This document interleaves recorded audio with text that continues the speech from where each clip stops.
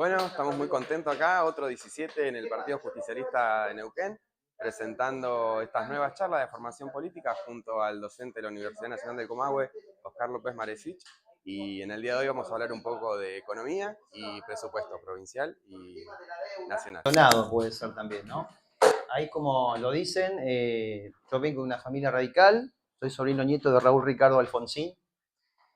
Yo creo que el radicalismo debería tener un giro hacia la centroizquierda, el progresismo, pero hoy no lo tiene, y el que expresa únicamente las banderas de la justicia social, como siempre lo ha expresado, a excepción de alguna cuestión coyuntural en el tiempo, es el peronismo.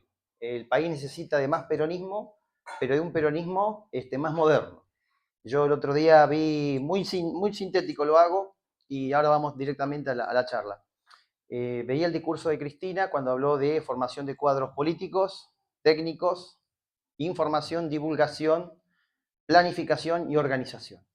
Necesitamos recuperar la militancia para que estos trolls pagados por el gobierno, que estos sí son los verdaderos ñoquis del Estado, que la sostenemos con la nuestra, como a ellos les gusta decir, y tenemos que formar cuadros.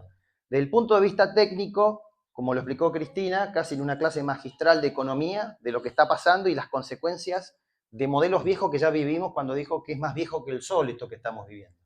Pero también del cuadro político. ¿El cuadro político qué hace? Le pone el fervor, le pone la pasión para transmitir la cuestión técnica a la sociedad.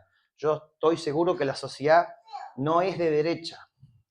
Alfonsín decía, si la sociedad se derechiza, en todo caso el radicalismo se tiene que preparar para perder elecciones, pero nunca para volverse conservador.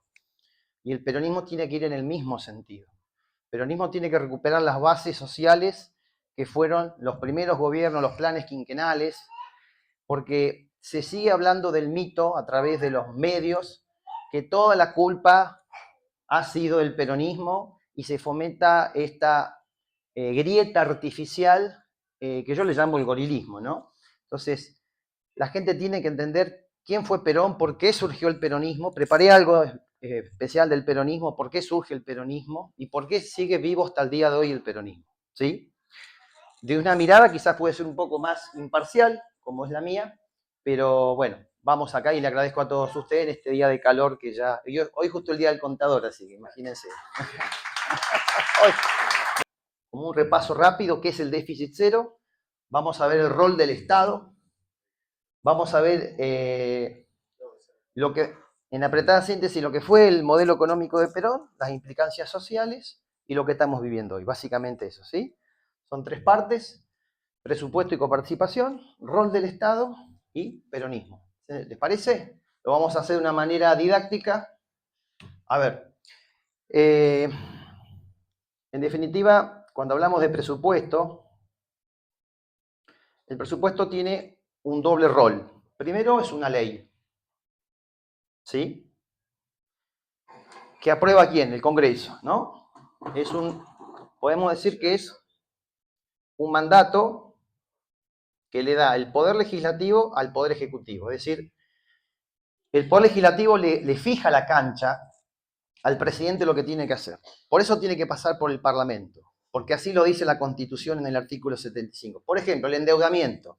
¿Quién tiene la facultad de autorizar el endeudamiento, arreglar el pago de la deuda externa e interna? El Congreso. No se puede hacer por decreto como se hicieron en gobiernos de facto que nos dejan las herencias pesadas, ¿sí? Vamos a derribar el mito neoliberal de cómo ellos nos endeudan, nos dejan en la lona y los gobiernos populares tienen que levantarlo, ¿sí? Y por otro lado es un instrumento. ¿Qué significa que el presupuesto sea un instrumento? Es una herramienta de gestión financiera. A ver si esto, ¿qué me querés decir con esto, Oscar? Una herramienta de gestión financiera. A ver, el Estado argentino tiene distintas ramificaciones. Les voy a hacer una llavecita muy simple de cómo se compone el Estado argentino. ¿Les parece? Vamos a hacer una llave acá. Tiene menos tinta que Karina Milei esto. A ver. Tenemos lo que se llama el sector público argentino, ¿sí? ¿Se ve ahí? El sector público argentino.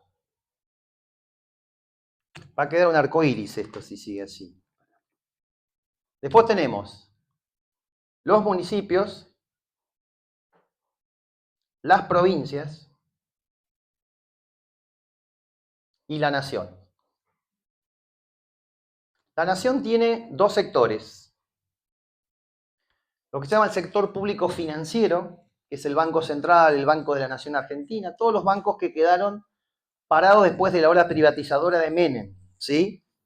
Yo quiero sacar a Menem del peronismo porque Menem fue lo más antiperonista que tuvo el país, ¿sí? Tenemos lo que se llama el sector público financiero. Lo hago muy sintético para que ustedes después puedan hacerme preguntas. La idea es que ustedes me puedan preguntar también, ¿sí? Que eso es la función también del docente, no solamente explicar. Bueno, acá tenemos, qué sé yo, el Banco Central, al cual querían quemar y no lo pueden quemar porque lo necesitan. Todas las mentiras que se dijeron en campaña que lamentablemente gran parte del pueblo compró.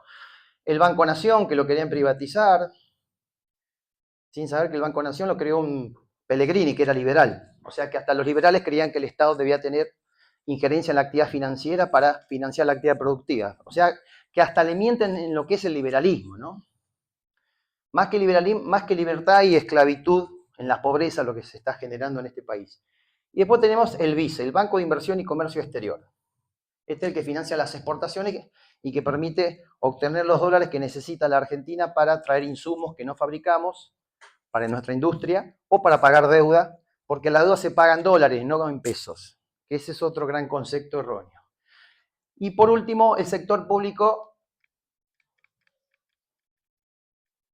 no financiero. A ver, ¿qué es el sector público no financiero? El sector público no financiero tiene dos ramas, lo que son las empresas públicas, por ejemplo YPF, ¿sí? Que se recuperó en el 2012, o lo que están disfrutando de vaca muerta, que es la principal fuente de dólares de acá a futuro y que le dan bola a todos los gobiernos, es fruto de la estatización que hizo el kirchnerismo en el 2012. ¿Me explico? O sea, están disfrutando de las políticas económicas que se generaron hace 12 años de un gobierno popular. Esto es lo que quiero que sepan. Esto no inventaron nada nuevo. Si no hubiese sido por esa política, hoy no tendríamos las regalías que tiene Rolando Figueroa y las divisas que está obteniendo el gobierno nacional. ¿Queda claro esto? Porque acá se habla mal del peronismo, pero se disfruta de las políticas del peronismo. Es lo que yo le llamo el desclasado. ¿Sí? Soy un poco a veces vehemente cuando hablo, pero no hacia ustedes, sino hacia los... Ya saben. Bueno. Y lo otro es la administración nacional. ¿Qué es la administración nacional? La administración nacional compone los tres poderes del Estado: poder ejecutivo, poder legislativo, poder judicial, y ahí están lo que se llaman los organismos descentralizados, ¿sí?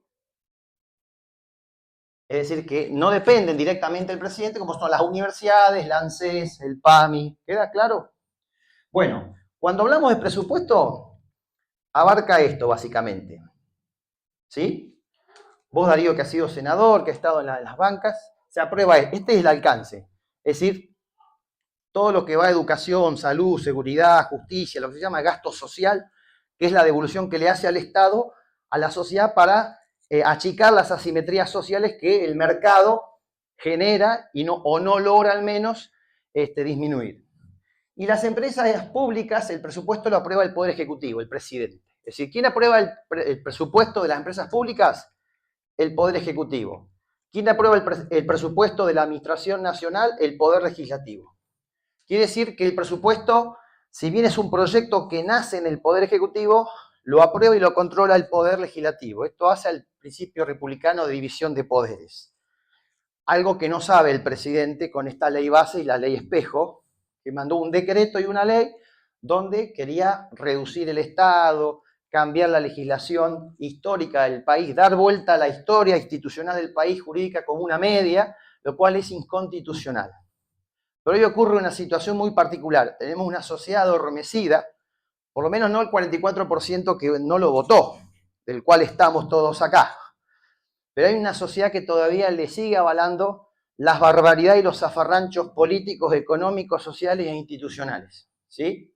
Esto es un gobierno de usurpación, como dice Cunio, ¿sí? es lo menos democrático que yo he visto. Y ahora lo vamos a ver en el aspecto económico, que es quizás el más palpable. ¿Hasta acá me siguen?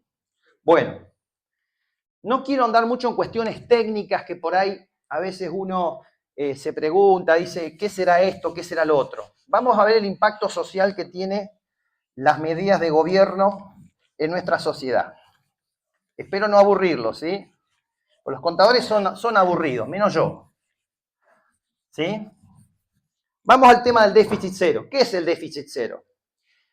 Yo muchas veces me embronco cuando voy a cargar nafta y encuentro un muchacho joven con un sueldo bajo que dice la emisión monetaria genera inflación, hay que echar los ñoquis, se robaron un PBI, bla, bla, bla. Resulta que tiene el procrear la casa por la política del kirchnerismo. Tuvo la hora 12-18, la asignación universal por hijo. Tuvo los seguros de desempleo. El salario indirecto, como decía Sergio Massa, cuando se subsidian los combustibles, el transporte, el gas, ¿no? La educación pública, la gratuidad de educación pública que viene del peronismo, el ingreso restricto que viene con Alfonsín.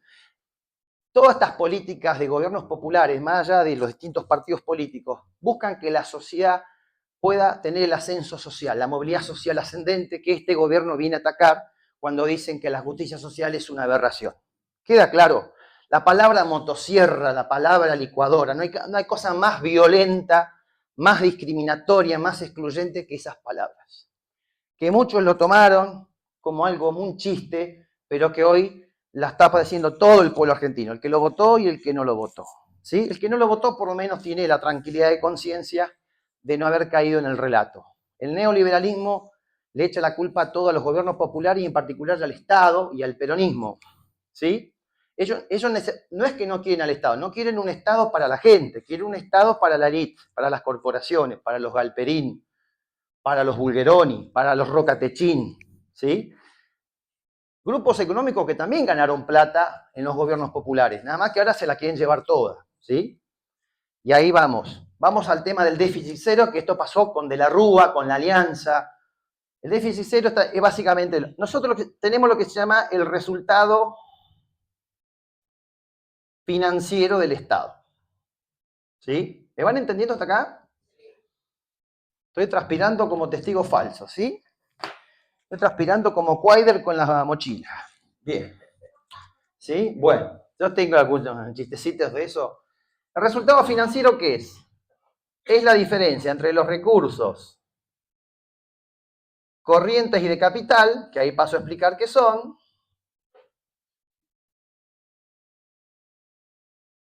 menos los gastos corrientes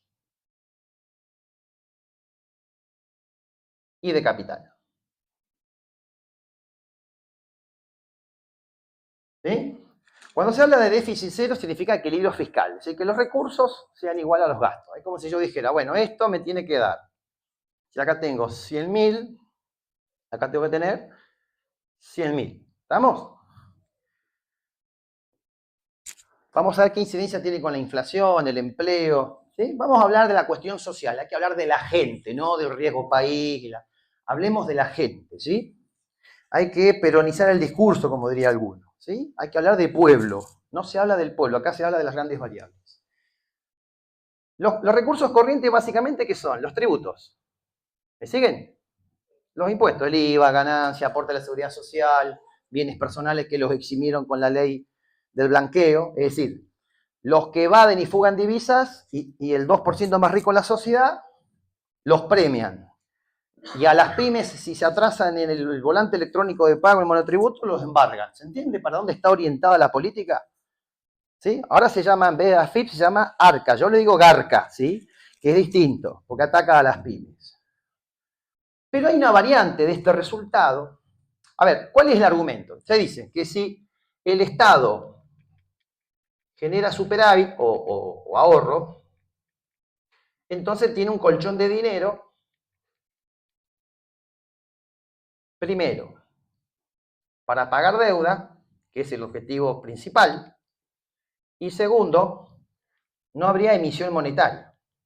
Es decir, no financiaría el déficit con la emisión de dinero, o sea, el Banco Central cuando le presta al Poder Ejecutivo. ¿Sí? ¿Me van siguiendo hasta acá?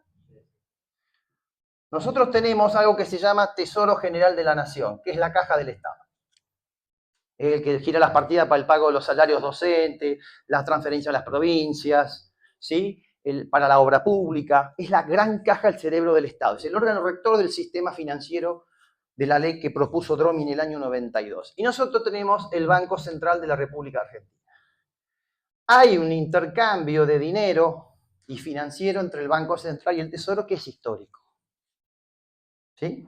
Podemos hablar de la emisión monetaria muy sintéticamente. ¿Qué te dicen los tipos? Bueno, si el gobierno no tiene superávit, no necesita emitir, por lo tanto bajaría la inflación, ¿cierto?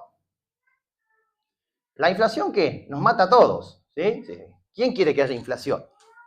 ¿Sí? Y como decir, bueno, quiero tomar veneno, ¿no? Ahora, ¿cuáles son los costos de bajar la inflación de la forma que lo está haciendo el gobierno? Pobreza y desempleo, destrucción de puestos de trabajo, cierre de pymes. Ahora les voy a pasar a explicar por qué pasa eso y qué es lo que deberíamos hacer. No me voy a quedar en el diagnóstico, sino en la solución complementaria, o mejor dicho, sustitutiva de este modelo de hambre y de desempleo que está generando el energúmeno que eligieron de presidente. Yo no lo elegí. No me voy a incluir porque yo no lo elegí. Bueno, pregunta. Esto se decía, ok, qué bueno. Entonces, ¿qué pasa? Hay una variante que se llama resultado primario. ¿Hasta acá me entienden? Resultado primario. ¿Resultado primario qué es? Es el resultado financiero, pero sacándole los intereses de la deuda. Es decir,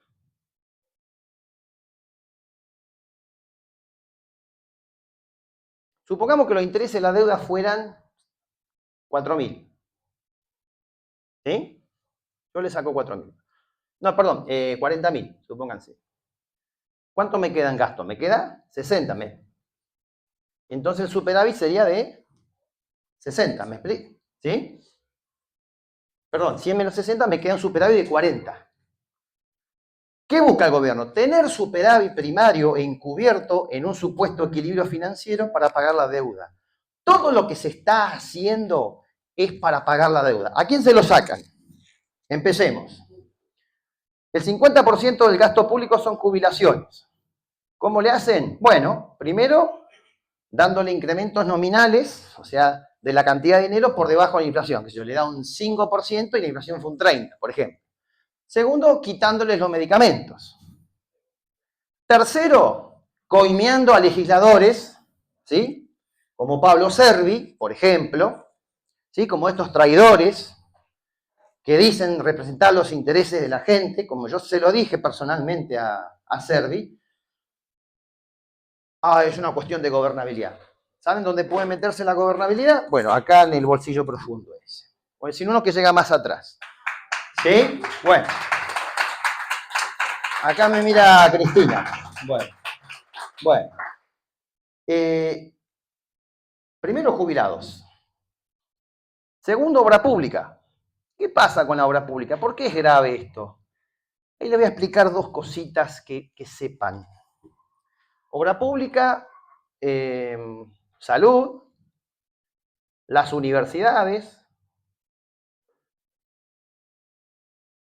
y el tema de los subsidios, que ahí incluyo las provincias, ¿no? ¿Qué pasa? La gente que viajaba en colectivo decía, ¿vos necesitás el subsidio? Sí, porque si no sería muy caro el colectivo, pero es populismo. ¿A qué le llaman populismo peyorativamente?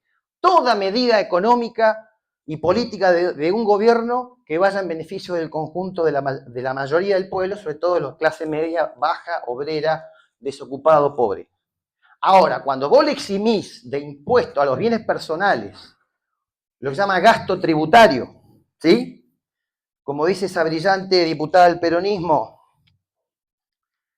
que no me acuerdo el nombre ahora, después me lo van a decir. Juliana... Julia Estrada, la brillante economista. Por favor, háganle publicidad a ese economista. Yo se los digo, yo sé por qué. Bueno, yo además de contador doy economía hace más de 20 años, macroeconomía, economía política, para que sepan que no lo aprendí en un curso de TikTok como los libertarios, ¿sí? ¿Sí? Bueno, ¿Qué pasa? El subsidio ¿a quién beneficia? Es un salario indirecto, como decía Massa. En vez de tener que pagarlo vos, lo paga el Estado, te lo cubre. Se los quitó a las provincias, al conurbano, y hoy la gente está entre viajar o comer, alquilar o comer, comprarse medicamentos o comer, ¿sí? Universidades. ¿Qué hicieron? Pulverizaron el presupuesto. Primero fue la partida de funcionamiento y después fue el salario, ¿sí? Salud, cierre de hospitales, ¿sí? El hospital Laura, no me acuerdo el nombre, ¿eh? Bueno, Laura se llama mi hermana, justo, pero el recorte de medicamentos, la obra pública. A ver, chicos, yo le voy a hacer chicos, ¿sí? Le voy a decir queridos compañeros, les voy a decir, ¿sí? Porque los docentes también hablamos de compañeros. Ya me saqué todos los gorilas de encima que tenía en las redes sociales, por suerte. Hay una cuestión que se llama propensión marginal a consumir. A ver, ¿qué es esto? A ver, explícame, Oscar, ¿qué es esto? La propensión marginal a consumir es cuánto destinamos al consumo por cada peso que nos ingresa de salario, de renta, de alguna changa, ¿se entiende? Se dice más o menos que en la Argentina es entre un 80 y un 90%. Quiere decir que la persona que tiene las necesidades básicas insatisfechas mayormente destina al consumo, no al ahorro. Si yo hiciera una política redistributiva, como fueron las asignaciones universal por hijo, ¿sí? Los programas sociales, la asistencia social que tanto fue criticada, porque el asistencialismo genera el parate de la economía en el país. No, el parate de la economía en el país, yo les voy a decir por qué se produjo la recesión y la pobreza en el país, pero no ha sido por las políticas sociales, ni por el Ministerio de la Mujer, ni nada. Yo les voy a decir dónde viene la mentira y cómo han convencido a la gente a través de los medios de comunicación. Llámese Trebuch, el impresentable de Majul, todos Fantino, todos esos impresentables que de economía saben cero. Como el presidente. El presidente de economía sabe cero. No sabe de economía. Y no le interesa saber de economía. Para él la gente es un número, menos que un número. Acá se prescinde de lo social. Bueno, ¿qué quiere decir? Que los jubilados, si le dan un aumento, ¿a dónde lo vuelca? Va al almacén, al supermercado, va de vacaciones, supongamos que es un fin de semana largo a las grutas. La obra pública, ¿qué es? El famoso gasto de capital. Es mano de obra intensiva. ¿Cuál fue la mayor caída en los rubros de la economía? La construcción, cayó un 24%. Se dejaron de hacer obras de cloaca, gas, agua potable, viviendas. Se suprimió un organismo que había sido creado hace muchos años. Gente experimentada, o sea, no solamente lo dejaron sin trabajo, sino que la gente, en esos pueblitos chiquitos, donde nadie hace una obra pública, no va a ir el mercado a hacerlo porque no es rentable. Como dijo Axel Kicillof, lo que no es rentable para el mercado, aunque no sea rentable para el Estado va a estar ahí. Queda claro el Estado presente. Bien, ¿cuál es la diferencia entre el mercado y el Estado? El mercado busca la ganancia individual, a toda costa, como es el sistema capitalista. Y el Estado busca el bien común, aunque eso implique un déficit. ¿Sí? Cuando esto se vuelca al consumo, ¿qué ocurre cuando se vuelca al consumo? Nosotros tenemos una variable que se llama PBI, Producto Bruto Interno. ¿Ven? Cuando dice se robaron un PBI, ¿qué es el PBI? Y sí, por boludo idiota será, no sé.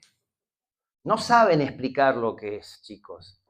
El PBI es toda la producción de bienes y servicios de la economía. Es decir, todo lo que produce el país en un año. ¿Se entiende? Y está compuesto por el consumo de las familias, por la inversión de las empresas, por el gasto público, acá dentro de la obra pública, por las exportaciones y se restan las importaciones. Es decir, es toda la oferta de bienes y servicios. ¿Qué significa cuando la economía no crece? Que esta variable cae. Este año la economía va a caer un 3,7%. Es decir, producimos menos, por ende se echa gente. Había un economista que se llamaba John Maynard Keynes, un economista inglés, que Perón traslada a Argentina, en América Latina, su política económica. La política de Juan Domingo Perón se basa en el keynesianismo y la escuela económica es el estructuralismo, no el monetarismo. Perón no cae por una cuestión de autoritarismo, ideología política. Perón cae por una cuestión de redistribución de ingresos a los sectores más populares y las corporaciones y las élites no se bancaban eso. ¿Qué es ser envidioso en la vida? Es denostar lo que el otro tiene, no querer que el otro ascienda socialmente. Y acá se reprodujo el odio. Yo voto por odio, no quiero que el otro ascienda. O me hacen creer que el otro asciende a costa del deterioro personal de mis ingresos. Y caló hondo ese odio. Se los puedo asegurar. Yo tengo un programa de radio, que acá me acompaña Franco. Hacemos radio, hacemos un programa político-económico, hablamos con los distintos actores sociales. ¿Qué pasa? Si yo potencio el consumo, porque aumento los sueldos, ¿quién fija paritaria? El Estado.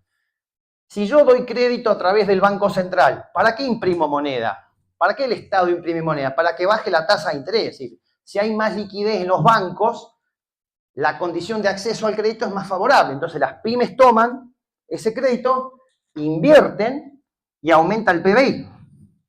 Si el Estado gasta haciendo obras públicas, aumenta el PBI. Si genero condiciones favorables para la exportación, aumento el PBI. O sea que si yo aumento el PBI, ¿qué va a pasar? Va a crecer el empleo. Históricamente nosotros asociamos el ascenso social con el acceso a la educación, la salud y tener un trabajo digno. Hoy tenés un trabajo y podés ser pobre. Hoy se ha deteriorado el mercado de trabajo y tenés que tener 2 trabajos más changas. ¿Se entiende? Hoy lo que se dice clase media argentina es difícil saber qué es ser clase media. Es una clase media deshilachada. ¿Queda claro? ¿Qué ha hecho el gobierno? Ha reducido la capacidad de consumo de los sectores más vulnerables del país. Empleados públicos, empleados privados registrados, no registrados, docentes, empresarios pymes. Entonces se achica la torta, que es lo que le llaman, es lo que le gusta decir a los economistas. Entonces, si la torta fuera esta mesa, y después la mesa se reduce al vaso, y del vaso se reduce hasta tapita, nosotros empezamos a hacer la guerra y a sacarnos los ojos para poder comer. Y te meten este discurso maquiavélico, diabólico, de que hay que ajustarse 30 años para hacer Irlanda o Francia. O Alemania. Sí, la Alemania después de la Segunda Guerra, vamos a decir. ¿Sí? Ninguna política económica de ajuste y de achicamiento de la producción termina bien. Porque, a ver, vamos a empezar. Hay sectores que le está yendo bien con este modelo. El sector petrolero, el gas, los que producen alimentos, los bancos, el litio. ¿Y por qué ganan? Porque le liberaron las tarifas. Los pusieron al precio dólar y nosotros seguimos ganando en pesos licuados de comienzo de este año.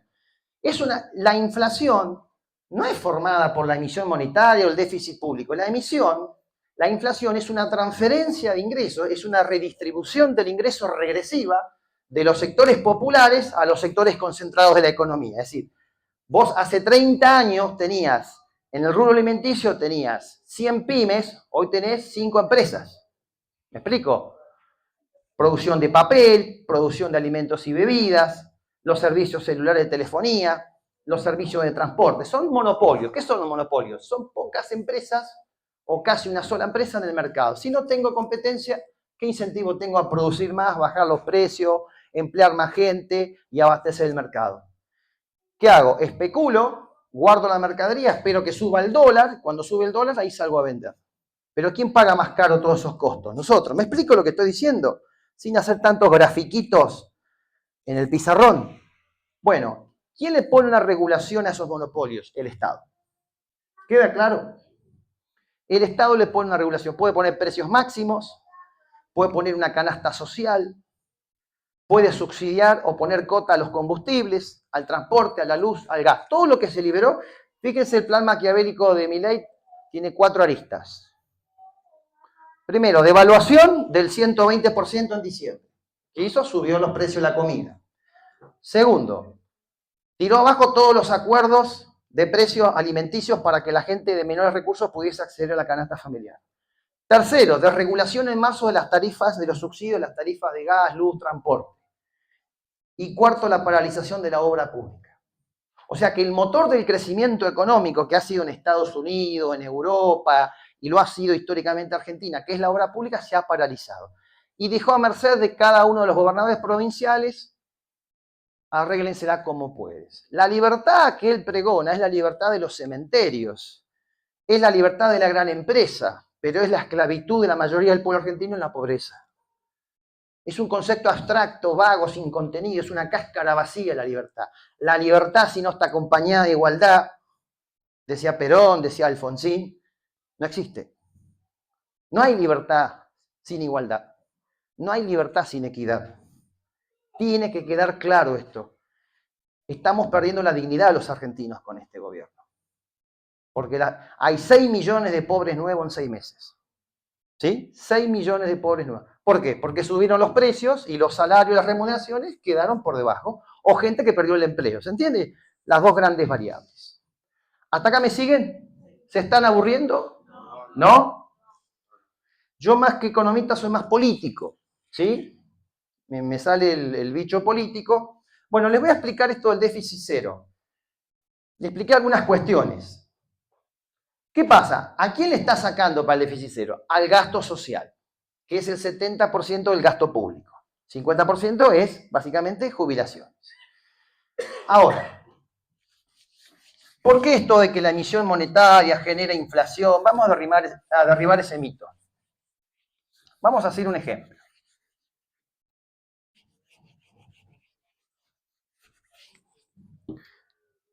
Nosotros tenemos algo que se llama cantidad de dinero. Ahora vamos a ir a la coparticipación, ¿sí?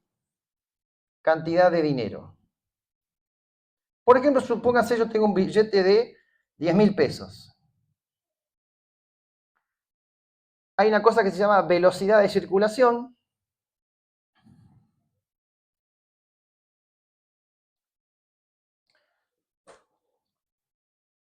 Supongamos que Darío tiene un billete de 10.000 pesos, me lo pasa a mí y yo le pago a un proveedor. Entonces, la circulación, el total es 20.000. ¿Me explico? ¿Se entiende? Bien. ¿A qué es igual? Esto sería como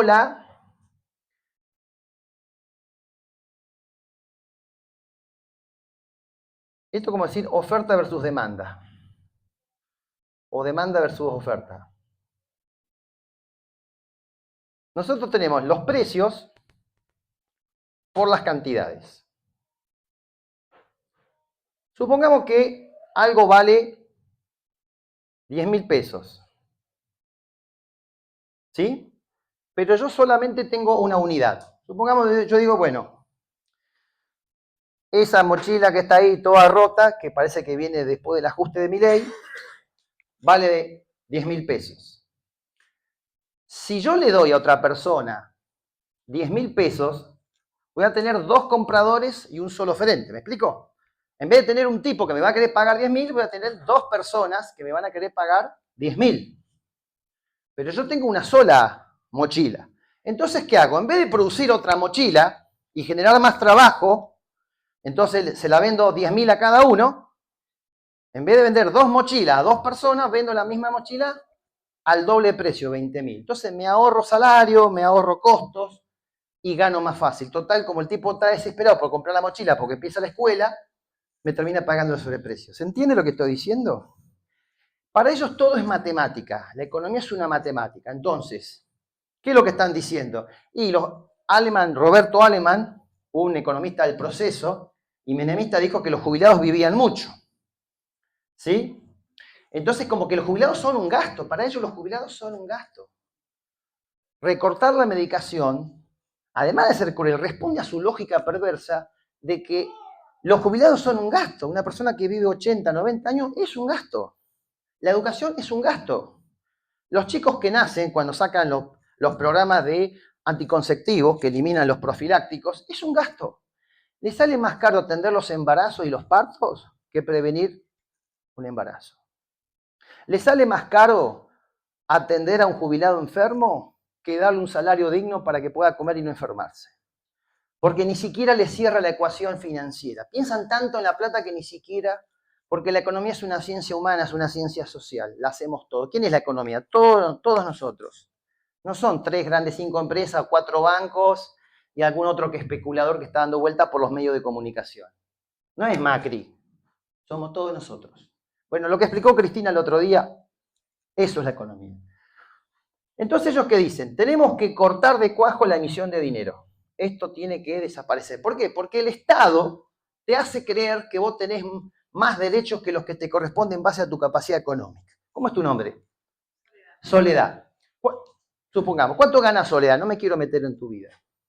Más o menos. 1 millón de pesos. ¿Cuánto crees que deberías ganar vos para vivir? Tira una cifra. El costo de vida ahora en la familia está arriba de los 4 millones.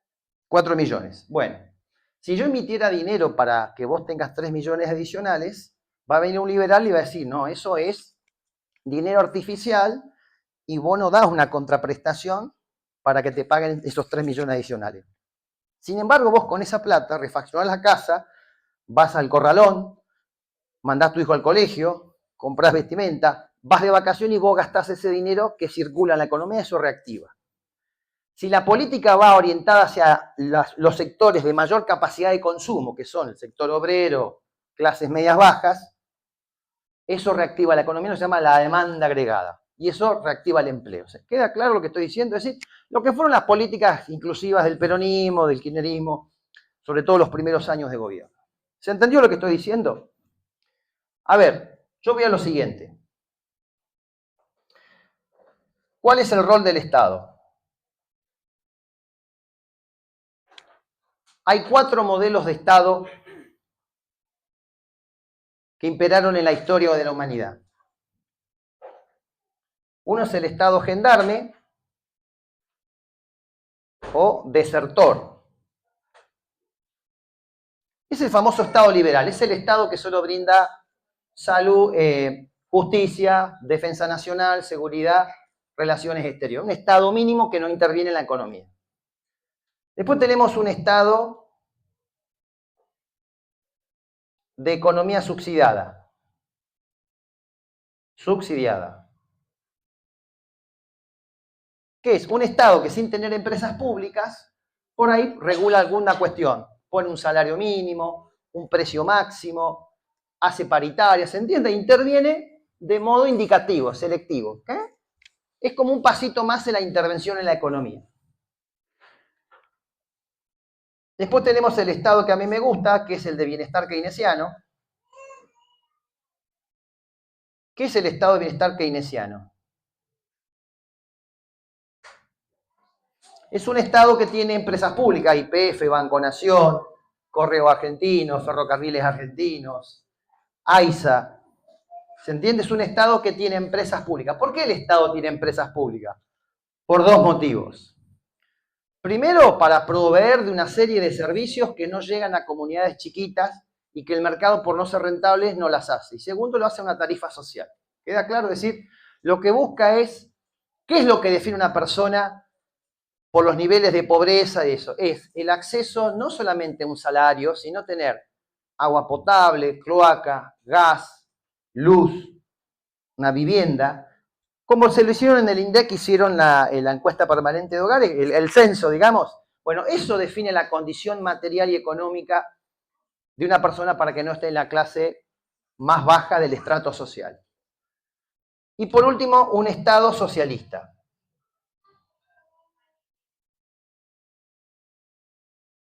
¿Cuál era el Estado que dejó el kirchnerismo? El tercero. Un Estado que pasó de ser en la década de los 90 un Estado liberal que no incidía en nada, que se había privatizado todo, que el mercado todo lo hacía, te pagaban los salarios que querían, te echaban cuando querían, te indemnizaban cuando querían, fugaban capitales cuando querían, ganaban tasas usurarias financieras, a un Estado con empresas, a un Estado que pone ciertas cotas al mercado. Sé que se están muriendo de calor, ¿sí? Si quieren hacemos un cortecito, ¿les parece? ¿O quieren que siga? ¿Seguimos? Bien.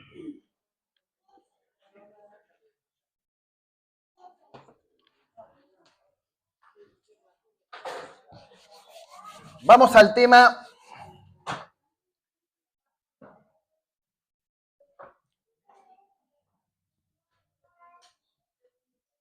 Hace mucho calor.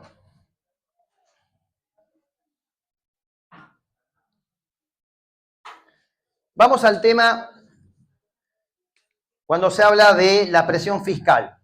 ¿Cuántos de ustedes tienen comercio? ¿Alguno tiene comercio acá? ¿Cuántos son empleados? ¿Qué hacen con su salario? ¿Los gastan en consumo? ¿Alguien puede ahorrar? ¿Alguien se va de vacaciones? ¿Alguien está endeudado? Bueno, esa palabra, la deuda, nos persigue. Son como los ex o las ex, nos persiguen de alguna manera, nos van a seguir. Bueno. Había más gente, ya no me había dado cuenta. A ver, ¿qué es la presión fiscal? La presión que tanto hablan los economistas y esto. La presión fiscal es cuánto recauda el Estado en relación al tamaño de su economía. Más o menos está en un 17%. Que tanto hablan. Es decir, ¿cuánto le saca al Estado a la economía para poder funcionar? Es decir, el Estado, para poder brindar bienes y servicios, necesita cobrar impuestos. Fíjense que el tarado mental que nos gobierna estuvo en el Chau Chau diciendo que son héroes los que evaden impuestos. Lo dijo como jefe de Estado. Ni siquiera todavía no asumió que es presidente. No está como panelista de TikTok o en los programas baratos magacineros de estos canales berretas que hay. Dijo que el que evade impuestos es un héroe. ¿Cuál es el tema? Acá hay una mentira subyacente muy fuerte. Yo les voy a mostrar el cuadrito. De cada 100 pesos que el Estado recauda, vamos a llamarle la ex AFIP, ¿sí? Actualmente Arca, ¿sí?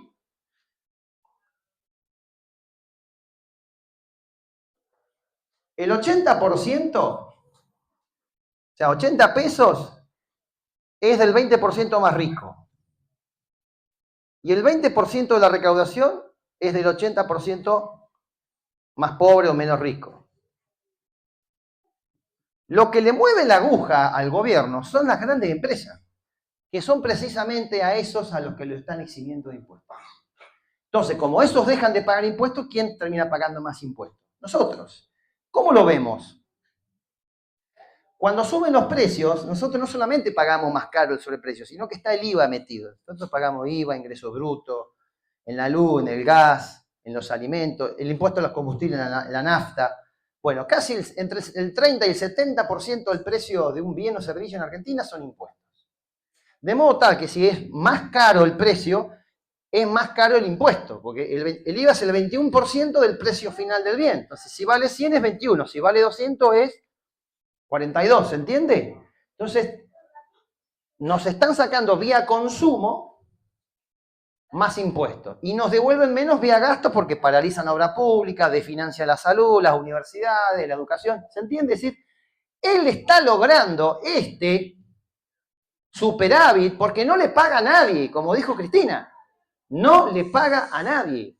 Le retiene la plata que le tiene que pagar a los organismos que regulan la producción de gas, como es Camesa, o la producción de luz. ¿Se entiende?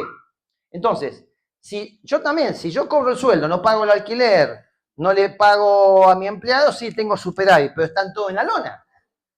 Y eso no sirve. El crecimiento económico sostenido con políticas públicas activas es lo que va a garantizar que el Estado pueda equilibrar sus cuentas y ahora se los paso a explicar. ¿Sí? ¿Me van siguiendo hasta acá? Estoy tratando de derribar los mitos neoliberales. Me habré peleado con algún contador liberal que está con esto del esquema Ponzi, la plata fácil. ¿Vieron esto que dice ponés tus ahorros? Bueno, eso la mayoría son libertarios. No es por ser prejuicioso, pero están con el tema de la plata dulce y ahí vamos a ir al tema de la plata dulce. La presión fiscal es eso. Ahora, ¿qué diferencia hay en la estructura tributaria? La estructura tributaria es ¿a quién le cobro el impuesto? ¿A quién le saco yo? Básicamente nosotros tenemos que el 70% de los impuestos son al consumo. Y el 30% de los impuestos son a las ganancias y al patrimonio. Es decir, que mayoritariamente el conjunto del pueblo argentino, cuando sale a comprar un litro de leche, un kilo de carne, o llena el tanque de nafta, es el que está contribuyendo. Los millones de argentinos estamos pagando lo que unos pocos vivos que le redactaron la ley bases a este tipo, porque dudo que este haya leído una sola carilla de la ley bases, están evadiendo de impuestos. ¿Se entiende lo que estoy diciendo? ¿Qué es lo que llama esta economista gasto tributario? ¿Qué es el gasto tributario? La pregunta es, ¿cómo puedo lograr el equilibrio fiscal? O reduzco el gasto o aumento los impuestos. ¿En quién impacta la política de gasto? En los sectores sociales, a nosotros. ¿En quién beneficia el aumento de los impuestos? Al no aumentarle a ellos los impuestos y a nosotros reducir el gasto, ¿quién está pagando el ajuste? La casta no lo paga, lo pagamos nosotros. ¿Una pregunta ya querían hacer? Sí, decime. ¿Y el impuesto de la luz, el impuesto del gas? Tenemos el gas todo acá nomás. Nosotros tenemos que pagar el triple, 4 triples. Bueno, esos son, el gas y la luz son servicios y tienen los impuestos al consumo como ingresos brutos, IVA, impuestos municipales. ¿Eso qué pasó? Han quitado los subsidios este año.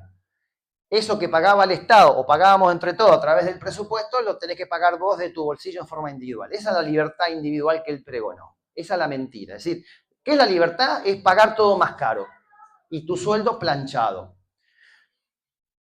Es decir, nosotros tenemos una estructura tributaria regresiva, pero una baja presión fiscal. No se le cobra a todo el mundo.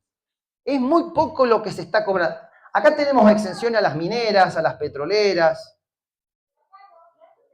Grandes holding no pagan impuestos, entonces, ¿por qué te dicen? Y no, si le cobras impuestos no viene la inversión. En cualquier país desarrollado, cuando nos dicen, no, los países desarrollados hicieron lo que estamos diciendo, no, mentira. Alemania, Francia, Suecia, Dinamarca, Bélgica, los países nórdicos de Europa, tienen un Estado fuerte que cobra impuestos. Por ahí no tienen la cantidad de impuestos que tenemos nosotros, pero vos te crees que te van a aumentar los precios del combustible o la comida en un 300% en 3 meses, en un mes. Eso lo permitimos los argentinos porque estamos acostumbrados a que nos metan el dedo donde no llega el sol. Tenemos que desacostumbrarnos, desnaturalizar que nos metan el dedo donde no llega el sol. Parafraseando a Cristina, que es más viejo que el sol, decía. Acá hay formadores de precios. La inflación en Argentina son los mismos que voltearon a Perón, son los mismos que fueron a silbar a Alfonsín en la sociedad rural, son los mismos que generan los golpes económicos cuando un gobierno no juega a favor de sus propios intereses concentrados. Si no entendemos eso, que la inflación, la economía es un proceso político y social, no vamos a salir del pozo. No es una cuestión de equilibrio fiscal, cierro 2 ministerios, echo 3 ñoquis, eso es para la gilada, eso es para la tribuna, eso es mentira. Ellos llenaron, tienen todos los parientes metidos dentro del Estado, los trolls que ganan 3 millones de pesos en el Estado. ¿Me explico, chicos? A las universidades nos atacaron, nos trataron de vago, de que hay que auditar, y entramos por concursos. ¿Se entienden, chicos? Detrás de este modelo hay un discurso que justifica para que haya un aval social. Si no, no podría ser que la sociedad esté tan quieta con una política de ajuste peor que la de Menem, peor que hasta la de Macri.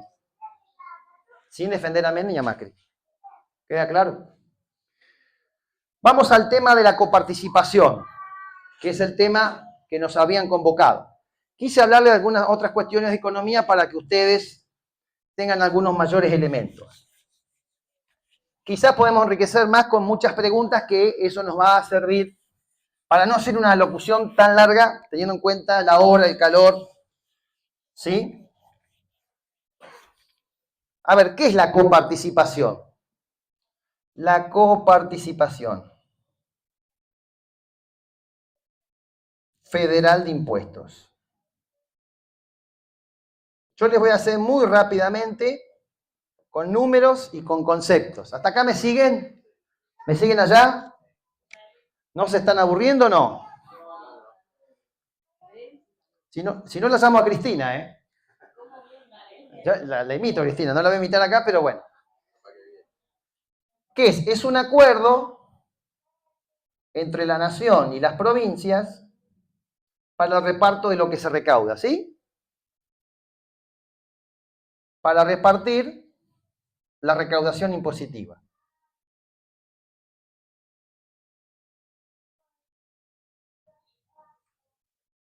¿Estamos de acuerdo en eso? Bien. ¿Qué pasa? De cada 100 pesos que se recaudan, van 54 a las provincias. Eso dice la ley, ¿eh? Después ahí, vamos. Y hay 42 que va a la nación.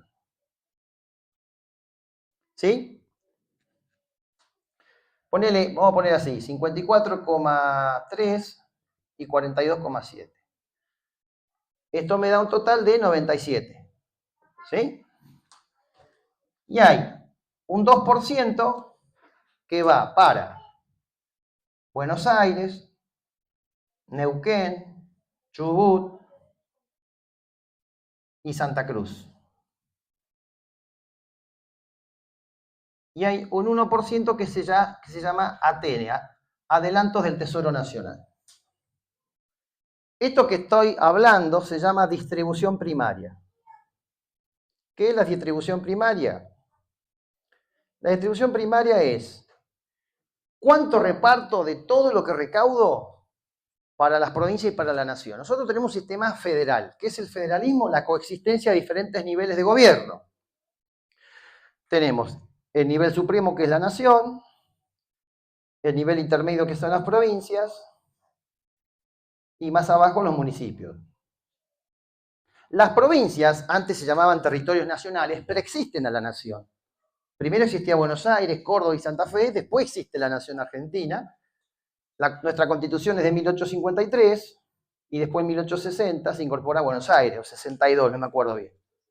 60, bien. Vos sabés más de historia que los contadores.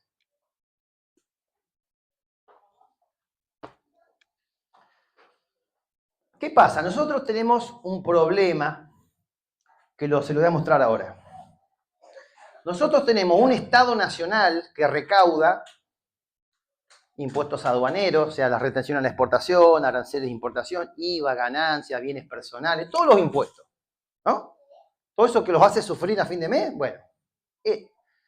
Pero el gasto está descentralizado, es decir, la justicia, la seguridad, la salud, la educación primaria, secundaria e inicial, ¿a cargo de quién están? De las provincias.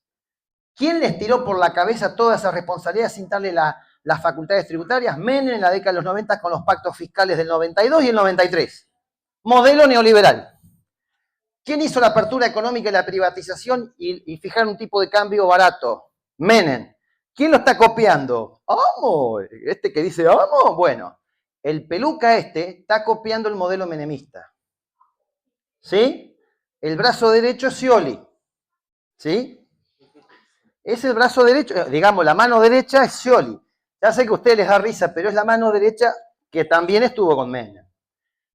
No hay nada nuevo. Está Sturzenegger, está Bullrich, Caputo. Todos los que nos endeudaron en su momento son los que nos están haciendo pagar los platos rotos de las ganancias de unos pocos. Después de esto, aparece lo que se llama la distribución secundaria. ¿Qué es la distribución secundaria? Es cuánto de este 54% va a cada provincia. Por ejemplo, un 20% se lo lleva a provincia de Buenos Aires, un 9% se lo lleva a Córdoba, otro 9% Santa Fe. ¿Te hago una pregunta? Sí. ¿Todos los impuestos son coparticipables? No, ahí vamos a ir con eso. Es buena la pregunta, muy buena. Sos un adelantado, por eso. ¿Qué impuestos se coparticipan? ¿Cómo es tu nombre? Juan. Bueno, reclamala Juan, es tuya. ¿Te acordás del tema ese de los ñuqui? No, ñuqui. Y la culiá que no están, sí, bueno. Ande Valderrama, sí, de la virulana colombiana. Le ponemos un poco de buen humor, ¿no? Porque parecen serios los... En realidad yo tengo buen humor, pero no me voy a poner a contar chistes ahora porque me van a echar. Y me van a volver al radicalismo y me van a volver a echar allá. No, pero... No, bueno, después le he contado un chiste, pero... ¿Qué impuestos se coparticipan? El IVA, ganancias, bienes personales, ¿sí? Los de mayor recaudación, ¿se entiende? ¿Cuál es el que más recauda? IVA el 50%, ganancia el 20%, aporte de seguridad social el otro 10%, ¿sí? ¿Cuáles no se coparticipan? Es decir, no forman parte de la distribución. Las rentas aduaneras, es decir, las retenciones a las exportaciones al campo, los aranceles de importación, aquellos impuestos que tienen destinos específicos para hacer obras públicas o que tienen una ley especial, que se cobra un impuesto para hacer un gasoducto, ¿se entiende? Claro, bueno, la soja se coparticipa un 30%, ¿queda claro más o menos? Pero la mayor parte se mete en esta bolsa. Es como viene Papá Noel, ¡jo, jo, jo! Vengo a coparticipar. Y los nenes son los gobernadores, quiero, ¿viste? Bueno, y ahí le da. ¿Cuál es el criterio de distribución más importante para decir por qué le damos más a Buenos Aires? Porque tiene más población, tiene más demandas públicas. Neuquén está entre las que menos recibe, por dos motivos. Porque tiene menos población y porque tiene más recursos propios, que son las regalías. Hay un segundo criterio que es la inversa del costo salarial por habitante, es decir, la menor cantidad de empleados públicos cada 1000 habitantes. Aquellas jurisdicciones, aquellas provincias que tengan menos empleados públicos se les asigna más. Y el tercero es la asimetría social. Las provincias más pobres en términos de desarrollo social, es decir, indicadores de vivienda, alfabetismo, salud, educación, son las que más reciben. Chaco, Corrientes, Entre Ríos, que son más que nada Tucumán, las provincias del norte. ¿Me explico? Por eso hay gobernadores que dependen enteramente de la coparticipación. A ellos de cada 100 pesos, 90 son de coparticipación y 10 son propios. Neuquén tiene 40% de regalías, 30% de impuestos y de coparticipación el otro 30%. O sea, no depende de eso, ¿queda claro? Por eso se hacen mal los machitos, sí, no, yo soy independiente del gobierno nacional, pero si dependiera más de la billetera nacional, estaría lustrándole las botas por no decir otra cosa. ¿Queda claro hasta acá? ¿Qué busca la coparticipación? Achicar las asimetrías sociales y económicas entre un país vasto como la Argentina, que es el octavo más grande del mundo, después de India. ¿Cuáles son los criterios? La transparencia, esto se envía automáticamente todos los meses. ¿Queda claro? En el año 94, aquellos que peinan algunas canas como yo, ¿qué pasó en el 94? Hubo una reforma ¿de qué? De la Constitución Nacional, bien por el peronismo, bien por los muchachos peronistas y muchachas peronistas. ¿Qué dice esa ley? La ley que tenemos actual estaba Alfonsín. Estaba mi tío abuelo en ese momento. Es del 88 la ley de coparticipación federal, que es la 23.548. Es de diciembre del 88. ¿Qué dice el texto constitucional? Que en el año 96 se tendrá que sancionar una nueva ley. ¿Qué pasa? ¿Quiénes representan a las provincias? Los senadores y los diputados. Los senadores, bien, instrucción cívica un 10 en el secundario, ¿no?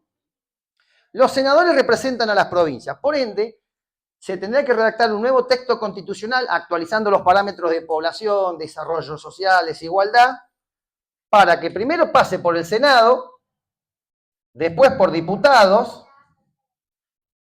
con el 50% más un voto del total de cada Cámara. ¿Sí? ¿Me explico? Esto es lo que se llama mayoría absoluta. Y después tiene que ir a las legislaturas provinciales y aprobarse en cada una. ¿Qué pasa? Como es un convenio marco, no es una ley que sanciona el Congreso y se aplica a todo el territorio nacional. Las provincias tienen que estar de acuerdo porque son parte del reparto. Con que una sola provincia coimeen al gobernador, a los legisladores provinciales, o sea, tipo Servi, no sé si es Servi o Servil, ¿sí? O no serví para nada. Si vos coimeás a estos diputados provinciales, yo me opongo a la coparticipación, cae. Por eso pasaron 30 años y no tenemos un nuevo régimen. ¿Queda claro? Esto a su vez se replica a nivel provincial. Hasta acá me entendieron, ¿no? Estoy haciendo una síntesis, porque esto es un tema más largo que corbata de jirafa, ¿sí? Nosotros tenemos una coparticipación provincial.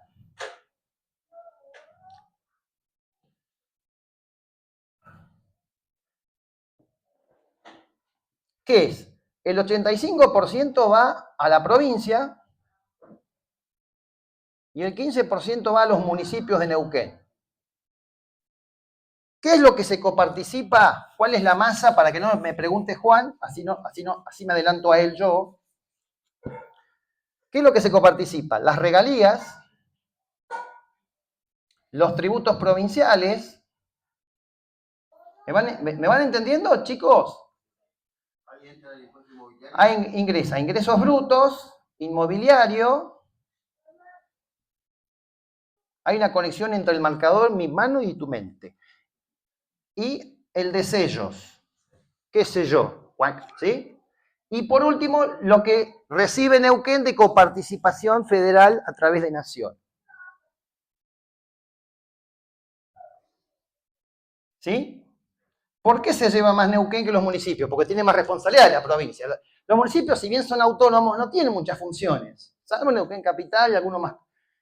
El 60% es el criterio demográfico o el criterio poblacional, es decir, de cada 10 pesos, 6 se asignan en función de la población. Claro. Después hay otros criterios que es 10% en base al costo salarial inverso, 10% en base a recaudación, 5 en parte igual que eso. Hay un índice, pero es un tema más técnico que hay que abordar, ¿sí? Hay dos parámetros, uno que se llama devolutivo y otro que se llama redistributivo.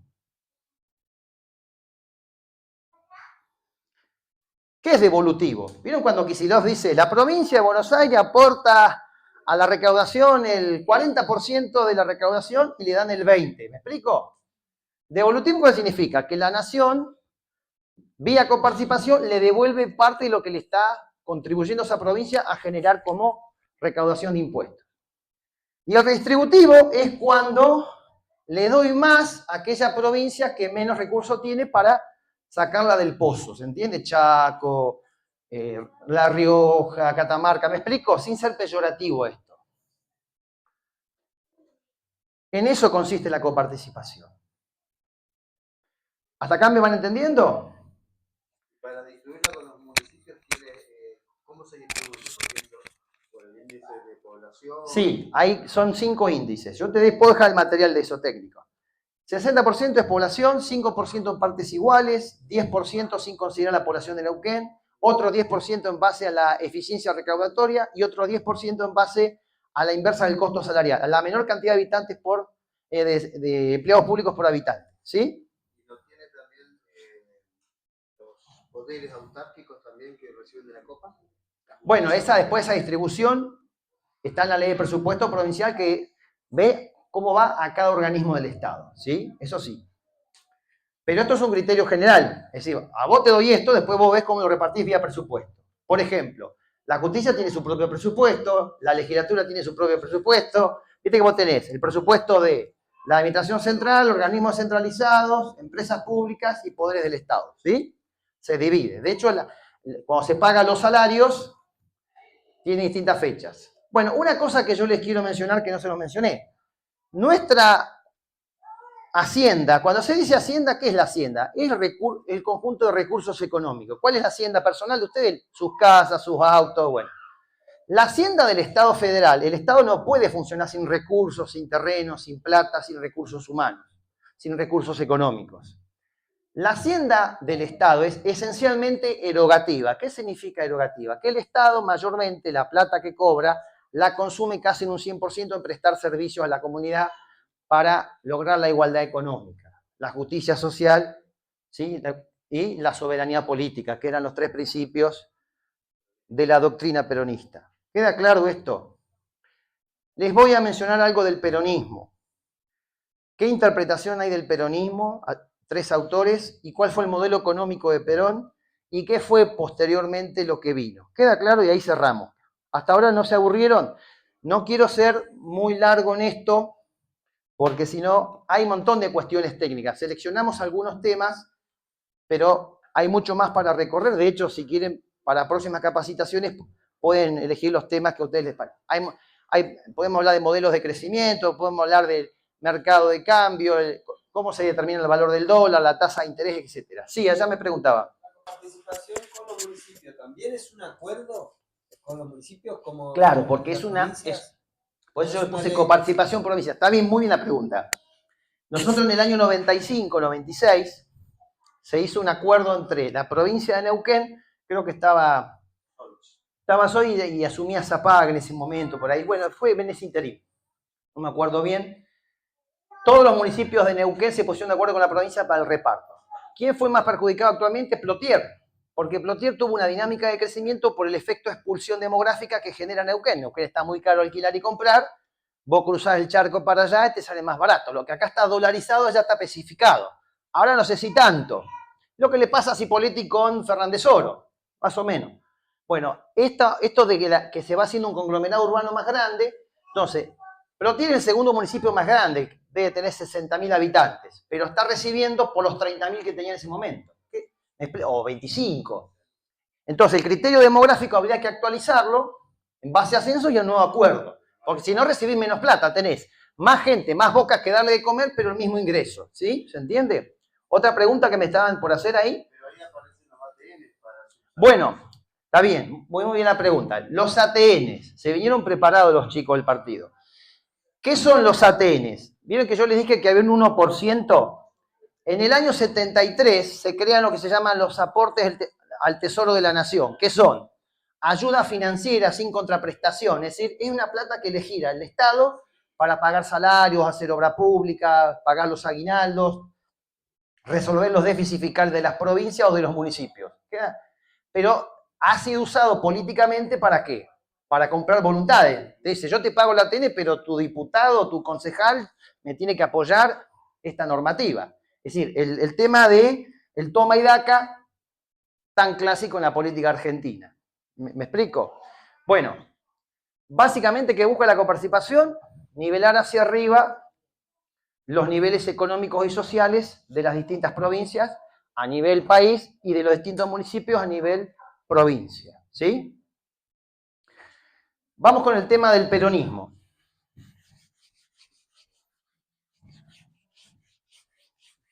A ver, yo les voy a hacer una pregunta a ustedes, a ver si ustedes seguramente me lo van a saber responder. ¿Qué diferencia hay entre el peronismo y el Partido Justicialista? El Partido Justicialista es la herramienta electoral del peronismo. Perfecto. ¿Y el peronismo qué es? Es una doctrina nacional y popular. Es el movimiento político. ¿Se entiende? Está perfecto.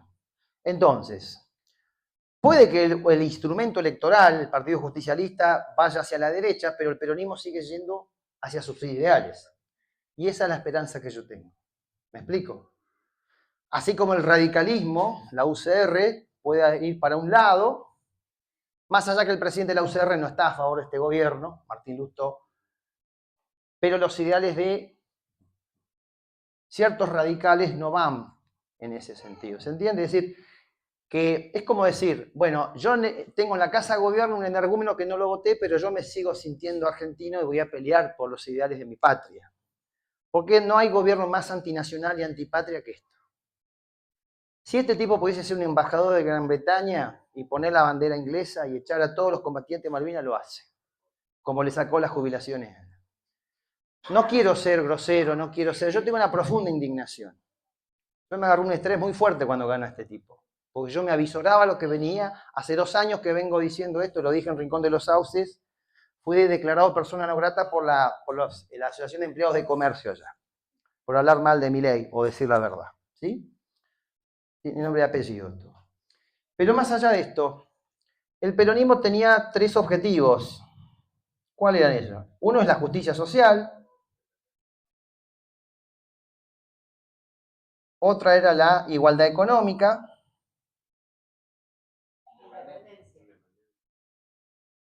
Y la soberanía política Vamos a mencionar algunas cosas de Perón. A ver, ¿qué fue lo que hizo Perón? ¿Por qué surgió Perón? A ver, yo no les voy a dar una clase de peronismo a ustedes, ¿no? como se llama mi primera clase de Alfonsín, una cosa así. Perón era secretario de Trabajo en 1943 en el gobierno de Farrell. Nosotros entre el 30 y el 43, 45 vivimos una etapa oscura del país que fue la década del infame del gobierno militar. Vamos a hacer un poquito de historia para que la gente sepa. La historia no surge con el TikTok. Si pudiésemos eliminar esto de las cabezas de nuestros jóvenes, o lo supieran usar para leer y entender la historia, no hubiese ganado este payaso. Se los puedo asegurar. Como que me llamo Oscar López. La gente le preguntás quién fue Perón. No, Perón, alpargate así, libros no, y empezaban.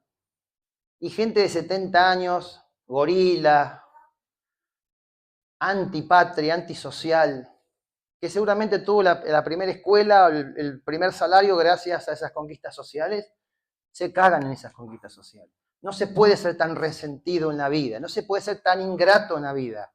No se puede creer que cada uno es el ombligo del mundo porque vivimos en una sociedad. Nadie se salva solo. Nadie. ¿De dónde salen los médicos que nos vacunaron en la pandemia? ¿De dónde salen el policía que nos da seguridad? De las políticas públicas, de la educación pública. ¿Sí? Y se denosta y se ataca lo más importante que tiene una sociedad, que es la movilidad social. ¿Sí? A ver, de 1880, lo hago muy rápido, ¿sí? Ya les aviso que voy finalizando, así descansen y yo me termino en la jarra acá, ¿sí? Tuvimos lo que se llama el modelo agroexportador. ¿Qué es el modelo agroexportador? Básicamente era vender comida, vamos a decir así, al exterior. Esto que permitía que entraran dólares, que los grandes terratenientes se llenaran de dinero, pero teníamos una clase inmigrante europea que la hacían trabajar y no les llegaban los beneficios, porque ellos alquilaban y tenían que pagar hasta el 50% de su cosecha en concepto de alquiler en especie, que se llamaba aparcería. En 1912 surge la ley, ¿cómo se llama? Sáenz-Peña, que es el sufragio universal. ¿Quién gana en 1916? Hipólito Yrigoyen, radical. Podríamos decir la antesala de Perón, si se quiere, si me lo permiten ustedes, compañeros. Gana Hipólito Yrigoyen. ¿Qué hizo Hipólito Yrigoyen? Yrigoyen gana en 1916 y en 1918 se produce ¿qué? La reforma universitaria. ¿Qué busca la reforma universitaria? Que la educación sea de calidad, que haya cogobiernos, que los docentes entren por concurso independientes de la Iglesia Católica, que no los nombren a dedo, y que los títulos tengan contenido y no un simple título como vos vas a una privada, pagás la cuota, te recibís y ya tenés el título. ¿Cómo lo hace Milei? Milei se recibió en la privada. De economía dudo que sepa Milei. Ya lo vieron en el debate con Massa. Massa es abogado y lo dio vuelta, pero lo sacó a pasear, como hizo Messi con el defensor de Croacia. Bueno, así. 1922, ¿qué se produce? La estatización de YPF. Es decir, la estrategia era nacionalizar la principal materia prima de desarrollo y crecimiento económico de los países, como es el petróleo. ¿Quién sigue siendo la variable más importante hoy? El petróleo. ¿Quién va a aportar de acá la mayor cantidad de dólares en los próximos 30 años? Vaca muerta. El tema es que nosotros veamos esos beneficios.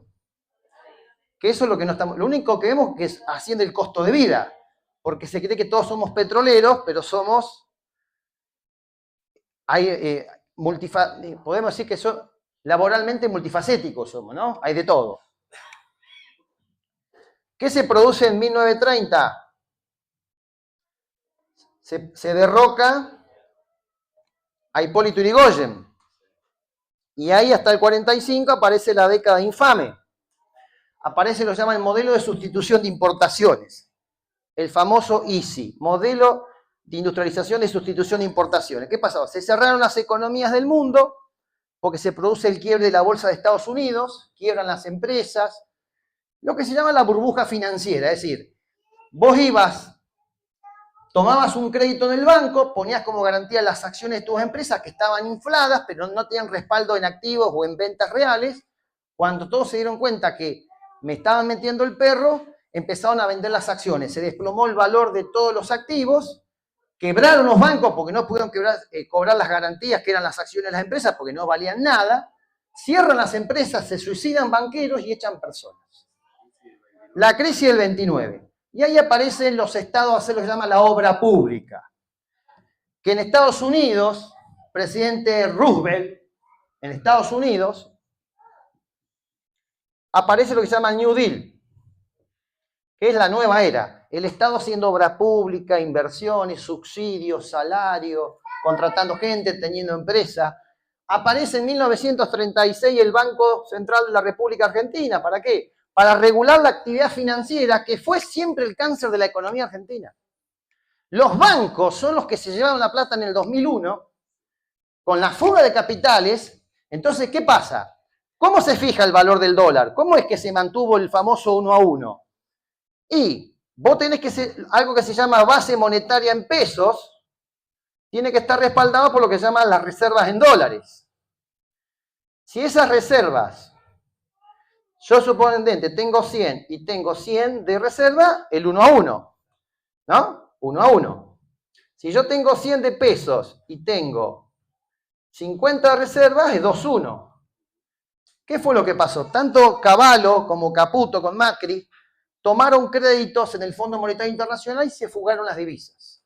Como el dólar estaba barato, ¿qué hacían? Lo canjeaban por pesos, lo ponían en la banca pública a una tasa del 50, 60%, cambiaban la diferencia y se la llevaban. Eso se llama la bicicleta financiera, el carry trade, como le gusta en inglés. Bueno, la bicicleta financiera. Pasó con Martínez de O, pasó con la Alianza y Menem, pasó con Macri y está pasando eso. ¿Qué es lo que sucede cuando sube la tasa de interés? Cuando a mí me pagan más en el banco. Y la pongo ahí antes que poner un proyecto productivo. Si la tasa está en el 50, 70, a mí no me conviene tomar un crédito porque no puedo pagar ese costo financiero. Entonces eso dinamita la inversión productiva, dinamita la industria. Si a eso le sumo que bajo los aranceles de la importación y vienen productos chinos con una mano de obra esclava, con una economía ultra subsidiada, yo no puedo competir. ¿Me explico? Ayer estaba viendo a Alejandro Berkovich en C5N con el presidente de Visual, que fabrica electrodomésticos. Dice, no podemos competir con el costo chino. Menos mal que eran comunistas los chinos, ¿no? Sin embargo, abrió la economía para que vengan los productos chinos. ¿Sí? Vamos a empezar a comprar cosas que ya producimos. Ya pasó con Menem, con un dólar barato y con aranceles de importación bajísimos. Entonces, nosotros le damos todos los beneficios del mundo, pero ¿qué queda acá? Esas fábricas que cierran, porque la industria genera muchos puestos de trabajo directos e indirectos, mejores salarios, valor agregado, dinamiza la industria argentina. Por ejemplo, la automotriz, por decir algo, la siderúrgica, la de electrodomésticos. Bueno, para retomar y terminar. ¿Te puedo hacer una pregunta? Sí, sí. En la última etapa de Fernández Massa, la tasa de interés era del 130. Sí, pero la inflación era un 200, así que la tasa de interés real era negativa. Ahí vamos ahí. ¿Qué pasa? Perón estuvo en 1946 a 1955 y después estuvo en 1973, 74, ¿no?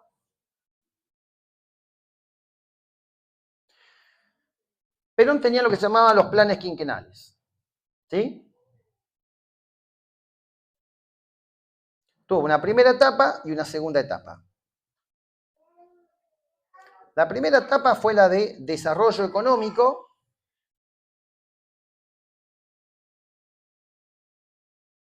con distribución de ingresos y pleno empleo. ¿Qué significa pleno empleo? Que todos tuvieran laburo. La segunda etapa de Perón, vieron que no usé tanto el pizarrón, fue más lo que hablé, fue en plan de estabilización económica. ¿Qué pasaba? Durante la década del infame, se cerraron las economías, entonces ya el modelo exportador no funcionaba. No nos compraban y los precios internacionales de lo que vendíamos, maíz, trigo, girasol, estaba cotizando por el subsuelo. Entonces, ¿qué había que empezar? A producir localmente lo que antes venía importado. Entonces hizo con el plan Pinedo, el plan de los militares, que hacían obra pública, se creó el Banco Central, la Junta Nacional de Granos, la Junta Nacional de Algodón, de Yerbateros, etc. Junta Nacional de Carne. ¿Qué buscaban estas juntas nacionales? Buscaban darle un precio sostén a los alicaídos precios de la producción argentina. Es decir, el Estado le pagaba lo que el mercado no le pagaba. Suponete que yo necesito un precio de 120, el mercado me paga 100, el Estado me paga 20. ¿Se entiende? Para que no desaparezca como productor. El barril criollo, una cosa esa. Cuando hay subsidios no dicen que es populismo. Cuando el kirchnerismo subsidió el barril criollo para que las petroleras desarrollaran vaca muerta, ahí no era populismo. Cuando el kirchnerismo quiso poner una cota para que no dolarizaran los precios de los combustibles, eso sí era populismo. Cuando va en favor del gran empresario, seguridad jurídica. Cuando va en favor del pueblo, es populismo. Según con qué óptica yo lo mire. Entonces, tenemos que estar muy atentos a saber cómo nos manipulan con el discurso mediático. Son, en una cosa le voy a dar la razón al presidente, son ensobrados. El 90% son ensobrados, por más IVA. ¿Sí? Yo no le creo a ninguno de los medios, sacando C5N, Página 12 o algún que otro medio o periodista que esté por ahí. Yo me tuve que ir de radios, yo he trabajado en radio y yo sé lo que es los medios. ¿Sí? Nadie me lo vino a explicar eso. ¿Sí? Bueno, el modelo peronista que buscaba. ¿Qué hace Perón? Nacionaliza los servicios públicos, los ferrocarriles, el agua, la luz, el gas. Que era el famoso IAPI. ¿Qué era el IAPI? El IAPI era el Instituto Argentino de Promoción e Intercambio. ¿Qué hacía? Le decía al exportador, yo quiero un dólar a 300 pesos. No, yo te lo doy a 200. Y los 100 me los quedo como diferencia para financiar la industria. ¿Se entiende? Perón generó un proceso de industrialización como política de Estado por primera vez en la historia argentina. 50% de ese PBI que yo les hablaba iba al trabajador. Institucionalizó los reclamos que en la década del 30... Claro, ¿qué hizo Perón?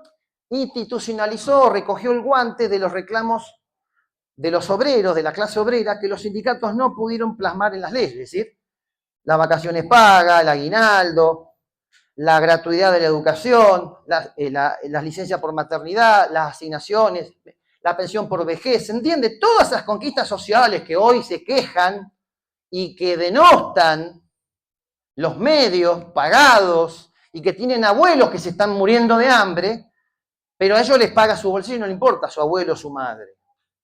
¿Sí? Yo los mandaría de su madre, pero a otro lado. Ya lo saben. Bueno, todas estas conquistas, el modelo de Perón fue el modelo keynesiano.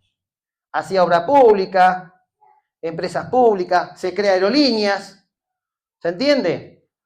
Se refuerza YPF. ¿Qué le pasó a Perón en el 52? Hay una crisis. ¿Quién financiaba todo esto? La renta del campo. El campo fue siempre históricamente el que aportó los dólares. Nuestra industria era una industria que se llama liviana. Producía textiles, calzado, electrodomésticos, ¿sí? Una agroindustria, pero no producía los grandes bienes de capital. O sea, te producía el auto, pero no la máquina que fabrica el auto. ¿Me explico? Se llama la industria base. Te fabricaba la heladera o el lavarropas, pero no el robot que hacía la heladera o el lavarropas. Para traer esas máquinas necesitaba muchos dólares. Como el campo dependía de los buenos precios internacionales, de una buena cosecha, Perón tuvo una mala cosecha, cayeron los precios internacionales, Segunda Guerra Mundial, entonces se generó lo que se llama el estrangulamiento del sector externo, ¿sí? La escasez de dólares. ¿Qué tuvo que hacer Perón? O te endeudas o generás una devaluación. ¿Qué es la devaluación? Es cuando el dólar pasa a valer más pesos. Es si yo digo, tengo el 1-1, ahora tengo el 3-1 y hoy tenemos 1075-1. ¿Se entiende? Es decir, ¿para qué sirve devaluar? Para que el exportador le den más pesos por dólar, así el Banco Central hace caja y empieza a financiar la expansión económica. ¿Queda claro? Para eso necesitamos dólares, no solamente para pagar deuda. Y porque con los dólares lo usamos para que nuestra industria, que es de ensamble, fabrique los instrumentos que necesitamos. A Perón lo voltean por una cuestión más de tipo corporativa política que por una cuestión de otra índole. Geopolítica. Churchill ya lo dijo después de la Segunda Guerra Mundial, no dejemos que Argentina se desarrolle porque va a ser el líder de Latinoamérica. Necesitan que nosotros pensemos como gente, como oveja y no como lobo, o como pastor ovejero, ¿sí? Quieren que nosotros nos resignemos y somos argentinos, no podemos. Hasta los años 70, el 100% de los motores y de los autos eran todo producción nacional. Vino el modelo militar, o casualidad, derrocando a otro gobierno constitucional del mismo signo político, y apareció lo que se llama el modelo rentístico financiero. Básicamente, ¿en qué consistía? Yo tengo 1 millón de pesos, ¿no? Supónganse. ¿Qué hago? Supongamos que vale $1 el peso, ¿no? Tengo 1 millón de pesos, lo cambio por $1 millón. Pido un crédito en el exterior a una tasa del 5%. Lo traigo acá, lo pongo una tasa del 50% y me hago la diferencia. ¿Quién paga toda esa fuga de capitales? Nosotros con endeudamiento. El modelo rentístico financiero, el mismo que tenemos ahora, que va en contra de la producción, en contra del desarrollo. Tenemos Federico Sturzenegger, tenemos Caputo, que tendrían que estar presos porque hicieron el megacanje en el 2001, nos endeudaron en $55.000 millones a través de un canje de bono. Era, yo retiro el bono de deuda que tenía 100 pesos, pongo uno de 150, lo pago dentro de 5 años, pero con una tasa del 50%. Nos vienen endeudando sistemáticamente hace muchos años. Alfonsín quiso hacer lo que se llamó el Club de Deudores con su primer ministro de Economía, Bernardo Greenspoon, que era hacer un bono consolidado de todos los países latinoamericanos y pagar en conjunto y no en forma individual. El Fondo Monetario Internacional, Estados Unidos, a través del Fondo Monetario, boicoteó eso para poder seguir teniéndonos atados con el pago de los intereses de la deuda. ¿O ustedes a dónde creen que va la plata del ajuste fiscal? Yo le pregunto a los libertarios, amigos libertarios, ¿dónde va la plata que a vos te sacan del medicamento de la abuela, el metro cuadrado que se dejó de hacer de obra pública, el gasoducto que se paralizó, la comida que no le dan los pibes? ¿A dónde va eso? A pagar la deuda. De hecho, este año nos endeudamos en $100.000 millones más porque el gobierno, a través de una resolución, hizo que la plata del Banco Central vaya directamente al Tesoro General de la Nación, que es la caja con la cual se sostiene la economía pública. Eso hay que decirlo. Hay que concientizarnos y darnos cuenta que esto es un modelo de hambre y exclusión. Esto termina mal. Ya se repitió en el pasado. Son los mismos actores, la misma política, el mismo cuento perverso de que cuanto peor mejor. Lo que tiene que haber es una oposición unida. Yo estimo, yo creo, de manera personal, que con la conducción de Cristina Fernández de Kirchner y Axel Kicillof vamos a dar vuelta a la página de la historia. Gracias.